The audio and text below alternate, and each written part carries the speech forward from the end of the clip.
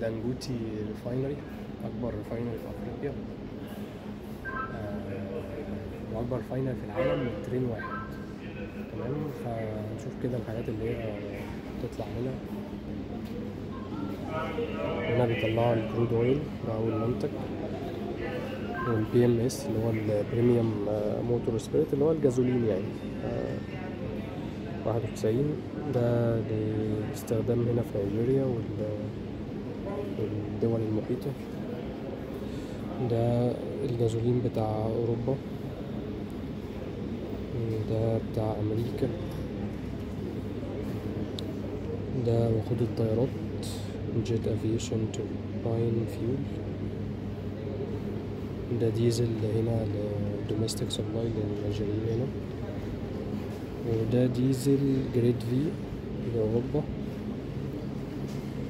وده ديزل جريد أعلى شوية لأوروبا برضه. وده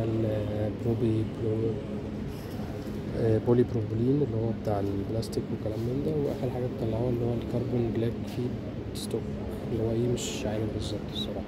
دي كنترول، حاجة ضخمة جدا يعني. طبعا الشاشات بقى اللي جايبة الكاميرات دي كلها مش عارف، حاسس انها حركات قلعة يعني، بس حاجة فخمة الصراحة. فالحمد لله بنعمل شغل كويس هنا. هي ربنا يسهل المدة تعدي على خير عشان الناموس بهدلنا.